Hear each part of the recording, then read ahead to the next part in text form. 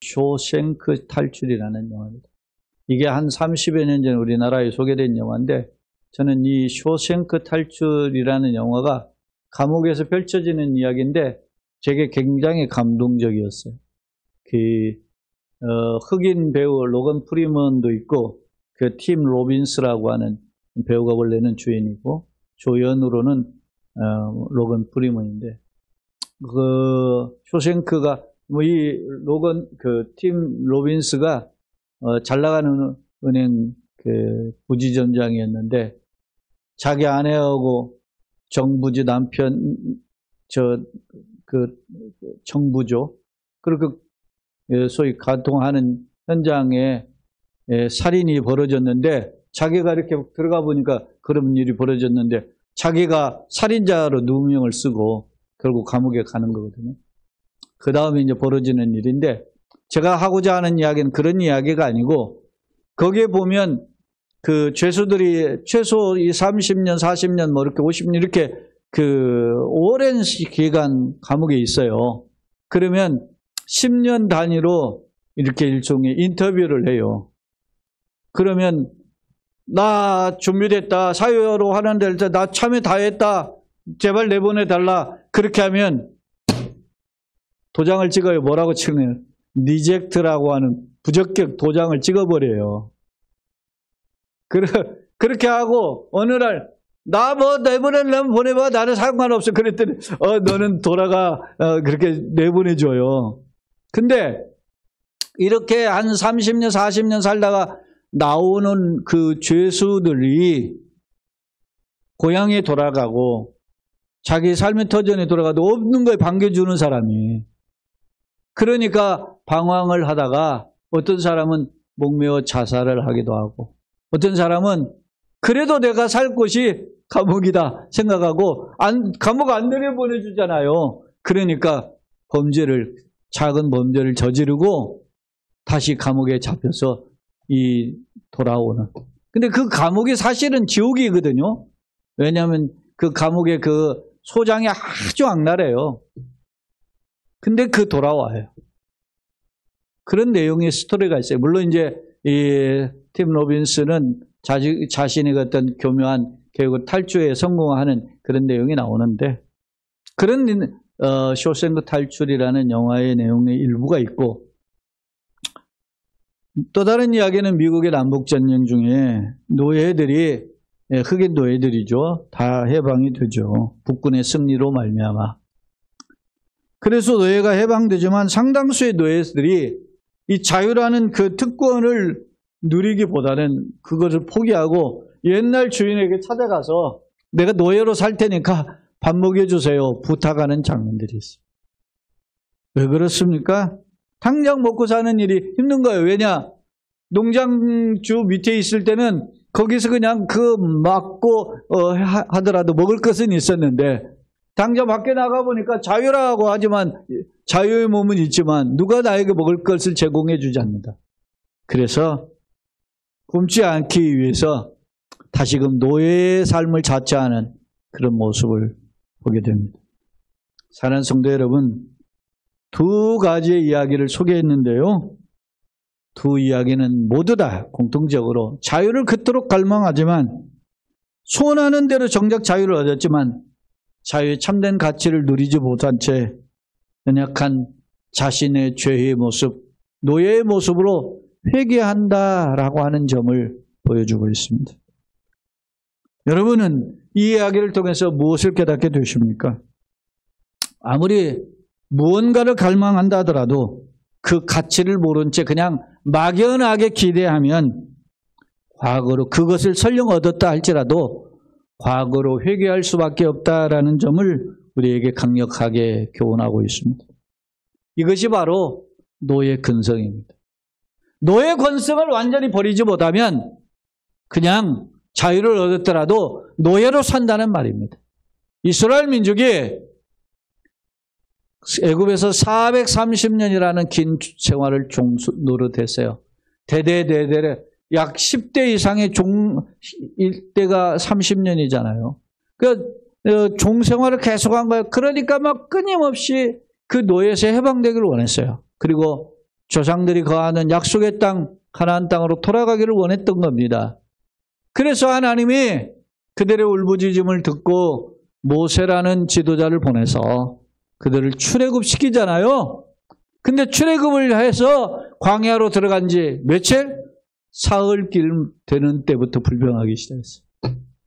차라리 애굽에 있었으면 먹을 것이라도 있었을 텐데, 차라리 애굽에 있었으면 이 고생 안 할 텐데, 이런 노예 근성이 되살아나기 시작했어요. 사랑하는 여러분, 예수 믿을 때는 할렐루야 하나님 아버지 감사합니다, 영광 받으시옵소서. 그러다가 고난을 당하고 물질적 어려움 당하고 역경을 만나면 하나님, 내가 예수 믿었는데 왜 이 모양으로 삽니까? 불평하기 시작합니다. 에? 자식들도 뭐 이렇게 하다가 보면은 우리에게 뭐 언제 얼마나 잘해줬어요? 사실은 내가 열심히 해서 자수성가한 부분이 있어도 여러분 인생을 뜯어놓고 보면 부모님의 치밀한 사랑이 없으면 이 자리에 없는 거예요. 그 부모가 얼마나 악하고 못된 부모였든지 간에 내가 이 자리에 있는 것은 부모님의 은혜와 그 희생이 있었기 때문에. 그것을 우리는 많이 놓쳐요. 왜? 내가 받은 은혜보다 당하고 있는 고난과 현실의 역경이 더 크게 보이기 때문에 그렇습니다. 이스라엘이 그토록 430년 소망했는 그 해방을 누렸지만 정작 삶의 돌부리에 넘어지자 불평하기 시작했다는 것입니다. 왜 그래요? 노예 근성 때문에 그런 것입니다. 사랑하는 성도 여러분, 노예 근성을 통해서 내 자신의 모습을 돌아봐야 됩니다. 나는 안 그런 거.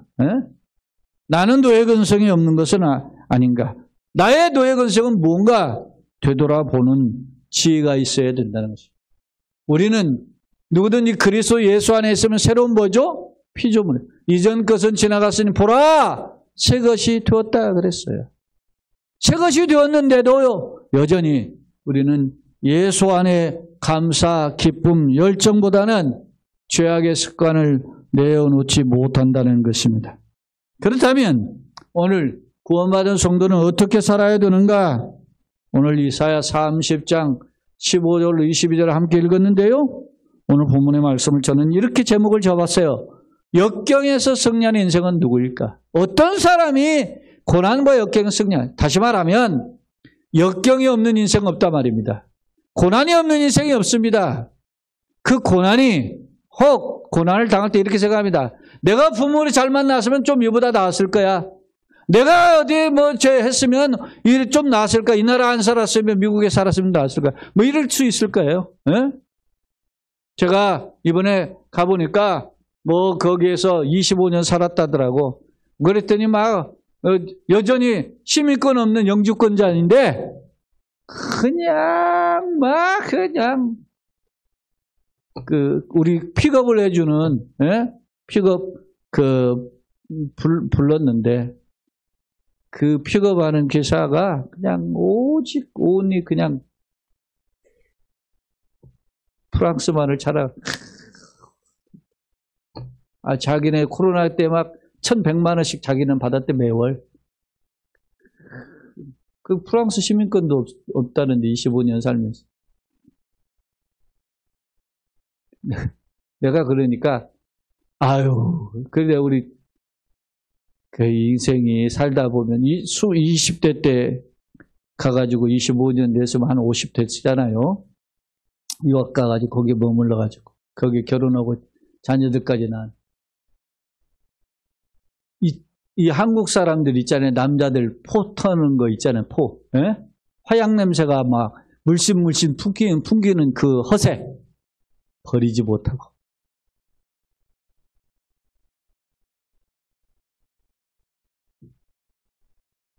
이사야 30장은 인생을 역경을 만나면 어떻게 살 것인가. 어떤 액션을 취해야 우리가 살 수 있는가에 답을 줘요. 저 보세요. 우리 한번 본문의 배경을 잠시 한번 읽어볼 필요가 있는데, 자, 30장 1절, 2절을 함께 읽겠습니다. 본문은 앞선 배경이에요. 같이 읽어볼까요? 여호와께서 이르시되 패역한 자식들은 화 있을진저 그들이 계교를 베푸나 나로 말미암지 아니하며 맹약을 맺으나 나의 영으로 말미암지 아니하고 죄를 더하도다.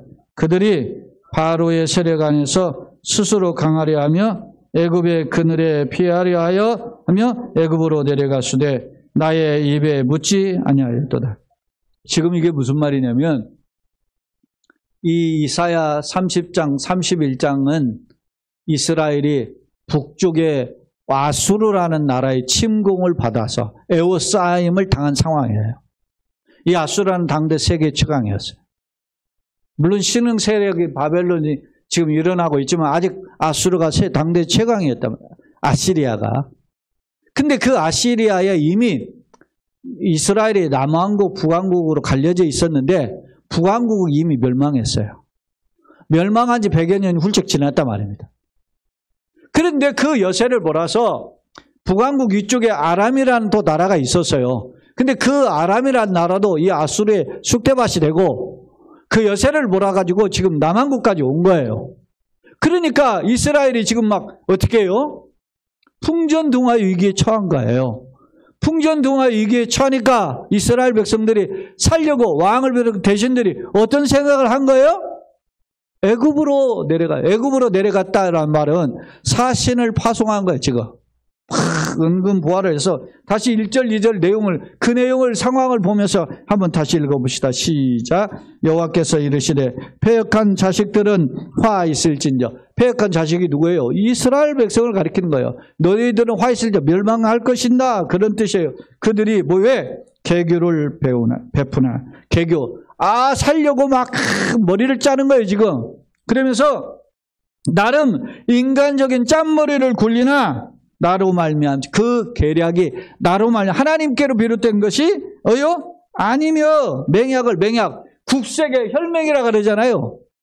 피로 맺은 동맹. 그 맹약을 맺으나 누구하고? 애굽이라는 나라. 남쪽에 북쪽의 강대국에 맞서서 싸울 수 버팀목이 될 수 있는 나라가 애굽일 것이라 생각하고 애굽을 갔다는 거예요. 애굽에게 맹약을 맺으나 나의 영 하나님이 주신 지혜로 말미암지 아니하여 하고 죄를 더한다. 니들이 하나님 떠나서 그 애굽을 의지하는 것은 죄를 더하는 것뿐이다. 그럼 우리가 어떻게 살아요? 여러분 돈 없으면 돈 하는 것이 지치고 국가가 힘이 들면 말이죠. 북한이 세면 우리가 미국을 붙잡고 이렇게 하는 것이 그게 상식 아니에요? 근데 하나님은 그 상식이 아니라고 말씀하는 거예요. 뭐라고 하는 거 보세요. 자, 2절 다 같이 읽어보시죠. 그들이 바로의 세력 안에, 바로는 누구예요? 애굽의 왕이 바로잖아요. 바로의 세력 안에서 스스로 뭐라고? 강하게 하려 하며 애굽의 그늘에 피하려 하여 애굽으로 내려갔으되 나의 입에 묻지 아니하였도다. 그것이 하나님의 뜻이 아니라는 거예요. 여러분, 일을 행하시는 여호와, 일을 지어 그것을 성취하시는 여호와. 우리는 내 생각 판단으로 했다가 하나님 뜻인가를 묻지 않음에 대해서 회개해야 되는 거예요. 상식적으로 행동했다가 인간적으로 행동했다가 그것이 하나님 뜻인가를 판단해야 돼요. 물론 인간적으로 행동했을 잘 될 때가 있어요. 그러니까 사람들이 헷갈리는 거지. 여러분 예수 안 믿어도 잘 살잖아. 예수 안 믿어도 예수 믿는 사람보다 더 잘 나가요. 그러니까 헷갈리는 거예요. 예수 안 믿으면 코 부러지고 넘어지고 말이죠. 코 깨지고 말이죠. 인생 망하고 그래봐요. 그럼 예수 잘 믿지. 교회 안 나오고 그 주일날만 어디 돌아다니고 그러면 발목이 하나 끊어진다든지 어디 팔꿈치가 끊어진다든지 그러면 교회 잘 나오지. 그러나 하나님 봐주셔요. 길이 찾는 거야 하나님이. 그러면 그게 옳은 것으로 착각 문제나. 사랑하는 여러분, 우리가 행한 대로 하나님 심판하면 여기 살아남아 있을 사람 아무도 없어요. 근데 많은 사람이 착각한 나와요. 왜 우리만 이렇게 막 그렇게 이렇게 하나님 열심히 잘 섬겨야 되냐? 이런 불만이 있잖아요. 목사에게도 왜 없겠어요? 다른 목사들 다 저렇게 사는데 왜 나만 이러야지? 뭐 이런 생각이 왜 없어요? 그러나 그것이 진리가 아니잖아요. 복음이 뭐라고 하는지를 보여야지. 제가 분명히 이야기하는데 제가 교만한 표현 같은데 그럼에도 불구하고 이렇게 단호하게 이야기하죠. 내가 만나본 목사의 한 7할은 성경을 제대로 몰라. 나는 솔직히 눈에 보이는 대로 목회를 하는 거지. 세상 자랑, 뚱딴지. 대화가 안 된다니까? 목사들인데 우리 교단 목사는 내가 최고의 목사들이라고 보는데 우리 교단 목사들 중에도. 그래서 저는 제가 스스로 왕따가 되는 거예요.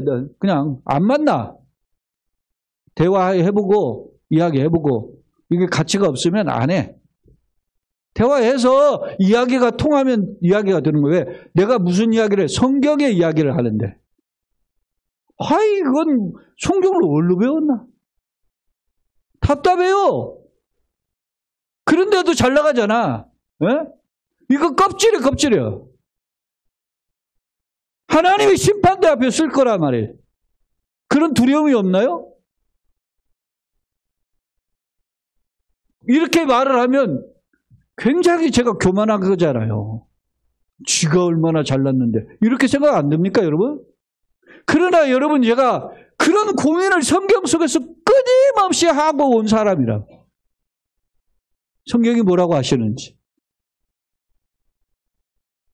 오늘 본문에 이런 표현을 거기에 좀 시간이 가니까 넘어갑시다. 6절, 7절 한번 같이 읽어봅시다. 시작. 내게 짐승들에 관한 경고라. 사신들이 그들의 재물을 어린 나귀 등에 싣고 그들의 보물을 낙타 한 장에 안고 암사자와 숫사자와 독사와 및 날아다니는 불뱀이 나오는 위협하고 곤고한 땅을 지나 자기에게 무익한 민족에게로 가시라. 이게 네겝의 짐승이 이스라엘은 우리나라로 보면 뭐 들도 있고 산도 있고 이렇게 있지요. 그렇게 구분이 되는 이스라엘 4개 지역으로 분류돼요. 골짜기가 있고 평야가 있고 산이 있어. 산과 평야는 같대. 그리고 골짜기가 하나가 추가가 되고 그 다음에 네겝이라고 하는 곳이 이게 광야예요. 사막과 같은 지역이에요. 그들이 재물을 어린 나귀의 등에 싣고 보물을 낙타 한 장에 싣고 왜 네겝이라고 했을까요? 황량한 사람들로 비유하는 거지. 싣고 어디에요? 암사다, 숫자다, 독사와 나라는 불뱀이 나오는 위험하고 공고한 땅을 지나가지고 무익한 민족에로 갔다는. 이게 뭐예요? 이스라엘이 바리바리지 나귀에다가 금은 보화를 싣고 어디까지 가는 거야 지금? 애국까지 간 거예요. 살려달라고. 이 돈 바칠 때니까 우리 민족 좀 살려주세요. 그런데 보세요. 7절 다 같이 시작. 애굽의 도움은 헛되고 무익하니라. 그러므로 내가 애굽을 가만히 앉은 라합이라 읽어요. 가만히 앉은 뭐요? 라합. 라합은 이것은 괴물을 가리켜요. 바닷속의 괴물. 다시 말하면 사탄을 상징하는 괴물을 라합이라 해요. 하나님은 이스라엘의 행위를 가리켜서 다 꿰뚫고 있는 거예요. 지금 선지자, 지금 이 메시지 누구예요? 선지자 이사야를 통해서 이스라엘 왕을 비롯한 귀족들과 백성들에게 선포한 메시지거든요, 이게. 하나님은 이스라엘이 위기를 피해서 극복하려고 하는 애국과의 동맹을 위해서 그 남쪽으로 향하는 사신 행렬을 향하여 이렇게 책망한 거예요. 그들을 네가 가봤자 그들은 너희를 도울 수가 없다. 너희를 향한 멸망을 이 애굽이 결코 돕지 못한다 라고 이야기하고 있어요. 왜 그럴까요? 왜 그럴까요? 그러면 왜 그럴까? 우리가 생각해 보아야 될 거 아닙니까? 현실적으로 눈에 보이는 재앙은 아수르의 공격에 의해서 온 재앙이지만 사실은 아수르는 하나님의 징계의 도구예요. 하나님이 아수르라는 도구를 통해서 이스라엘을 징계하고 있단 말입니다. 나보다 억한, 나보다 못난 그런 악한 사람을 통해서 우리 예수 믿는 사람이 고난당할 수 있다는 말입니다. 왜? 내가 하나님 앞에 바로 서지 못하게 돼. 이스라엘의 우상 숭배, 하나님을 떠난 패역함 때문에 하나님이 더 악한 아수를 통해서 공격하게 하고 그들의 그 핍박 아래에 머물게 했던 것입니다. 그러면 이렇게 할 때 하나님의 의도가 있을 거 아닙니까? 자, 한번 봅시다. 30장 14절. 오늘 본문 바로 앞절이에요. 자, 한번 봅시다. 시작. 그가 이 나라를 무너뜨리시되 토기장이가 그릇을 깨트림같이 아낌이 없이 부수시리니 그 조각 중에서 아궁이에서 불을 부지거나 물 웅덩이에서 물을 뜰 것도 얻지 못하리라. 하나님의 강력한 경고예요. 그가 누구예요? 하나님. 이 나라 이스라엘 남쪽 유다를 무너뜨리시되 어떻게? 토기장이가 그릇을 깨트린 같이 아낌없이 부숴버려요. 사랑하는 여러분, 공든탑이 무너질 수 있다는 겁니다. 토기장이가 그릇을 막 깨트려 버리잖아요. 그런 것처럼 하나님이 이스라엘을 부숴버리겠다는 거예요. 네? 잘 나가도 어느 한순간에 훅 가는 거예요. 세상에도 한 방에 훅 간다. 그렇게 하실 것을 경고하고 있어요. 그렇다면 이런 국가적 위기에서 살 길은 무엇일까? 하나님의 심판만 이야기할 그렇지 않단 말입니다. 오늘 말씀 중에는 15절로 22절에는 회복의 약속이 있어요. 그 회복의 약속이 뭔가 봅시다. 15절로 17절 먼저. 자, 오늘 말씀인데 같이 읽어봅시다. 시작. 주 여호와 이스라엘의 거룩하신 이가 이같이 말씀하시되 너희가 어떻게 해요? 돌이켜 조용히 있어야 구원을 얻을 것이요 잠잠하고 신뢰하여야 힘을 얻을 것이거늘 너희가 원하지 아니하고 이르기를 아니라 우리가 말 타고 도망하리라 하였으므로 너희가 도망할 것이요 또 이르기를 우리가 빠른 짐승을 타리라 하였으므로 너희를 쫓는 자들이 빠르리니 한 사람이 꾸짖은즉 1000사람이 도망하겠고 5이 꾸짖은즉 너희가 다 도망하고 너희 남은 자는 겨우 산꼭대기에 깃대 갔겠고 산마루에 깃이 가되리라. 도망가가지고 깃발 하나 남은 것처럼 그렇게 남아있네. 겨우 살아남은 사람이. 너희가 아니 우리 도망가야 되겠는데 그래 너 도망가봐. 도망가게 만들어줄게. 그렇게 하시는 말이에요 지금 이게. 인간적인 짠머리를 굴리지 말라고 그랬는데 아니라 우리는 도망가야 살겠습니다. 아닙니다. 그렇게 해야 됩니다. 우리는 고집을 피워요. 그러니까 그래 그럼 그렇게 되게 해줄게. 그렇게 하시는 말씀이에요 지금 이게. 그래서 너의 겨우 남은 사람이 이 정도 될 것이다. 응? 압수르의 신공은 우상 숭배에 따른 주름한 심판이고 세상 쾌락에 빠진 이스라엘에 대한 엄중한 징계인데도 불구하고 하나님의 경고를 무시하고 끝까지 자기가 살려고 도망가는 사람들을 향해서 그래 피해봐.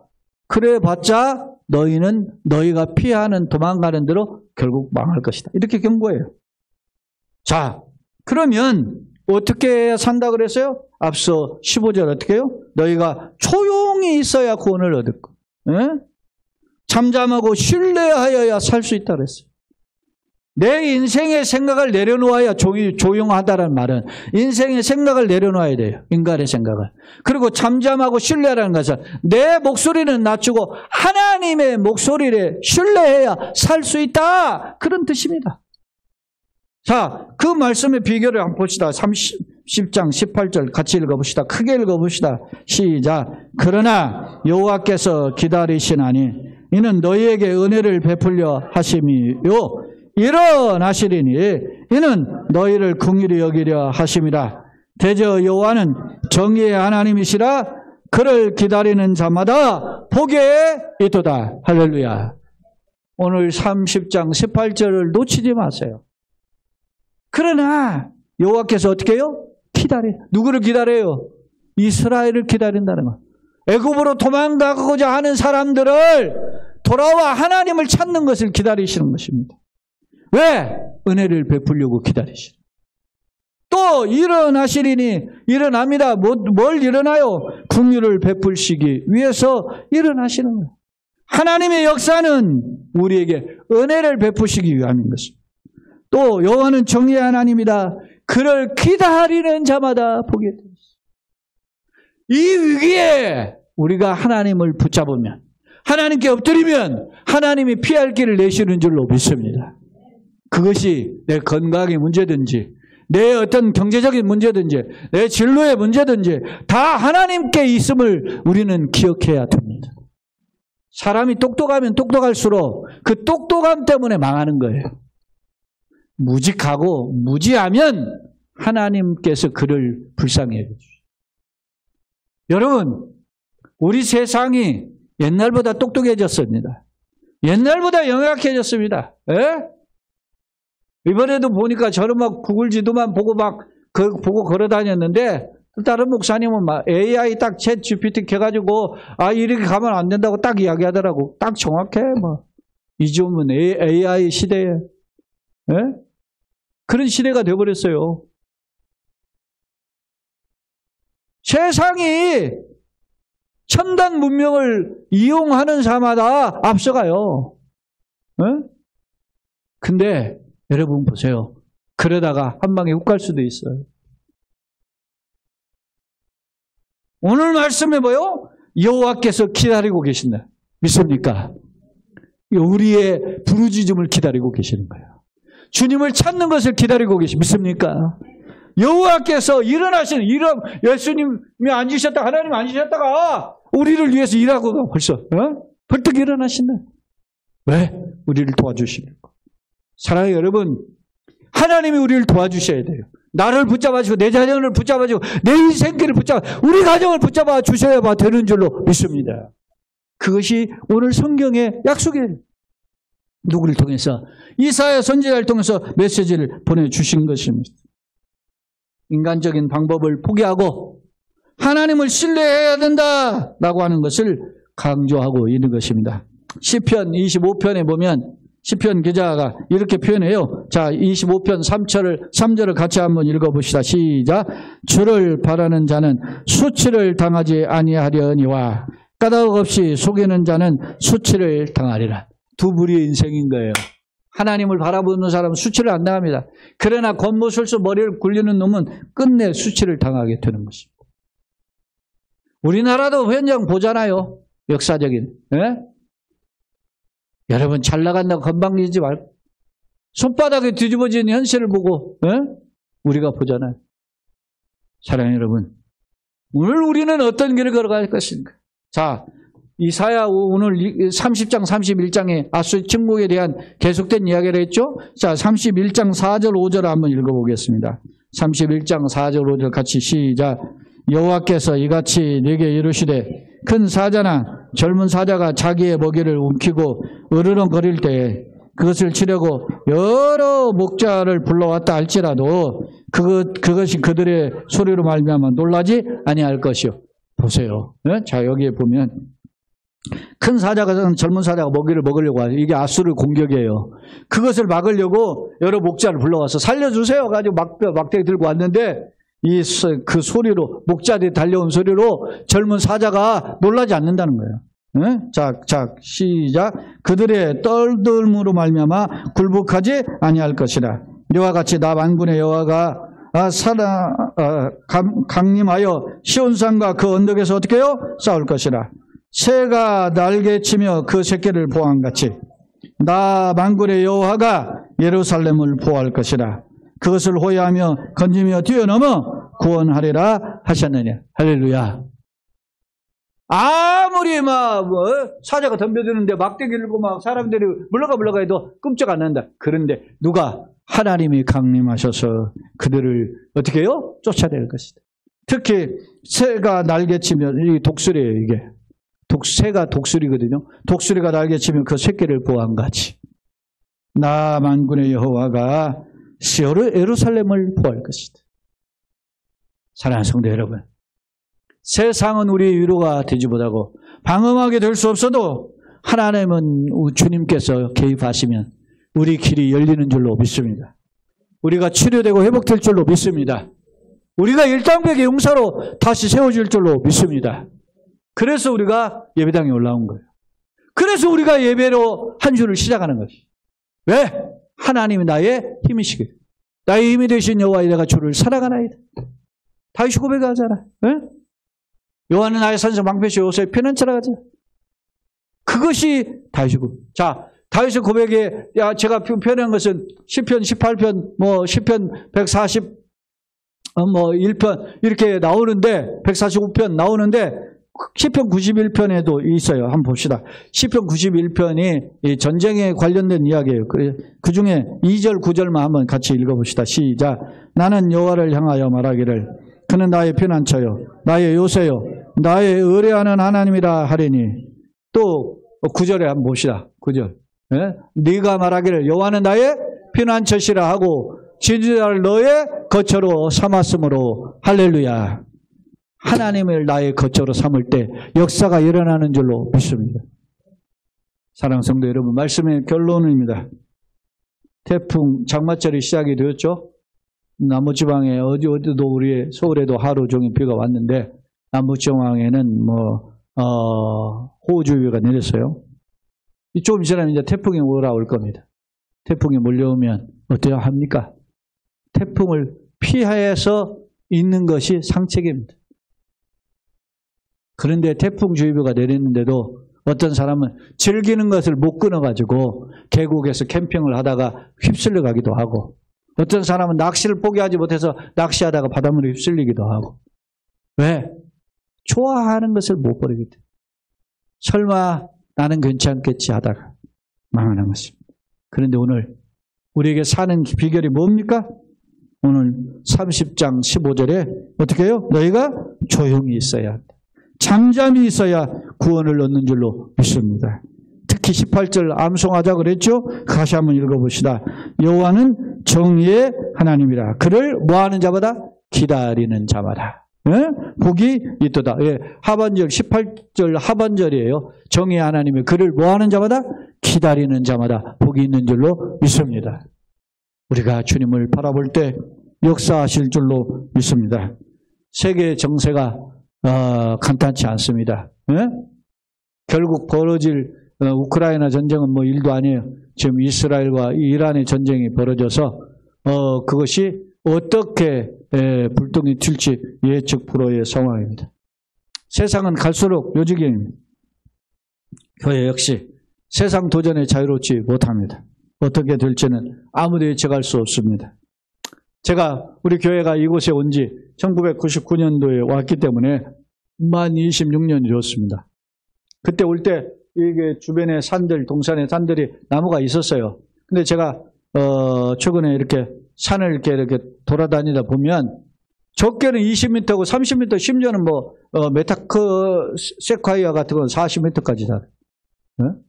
어마어마하게 높아 있어요. 내가 뭐 어디 밀림에 온 줄 알아.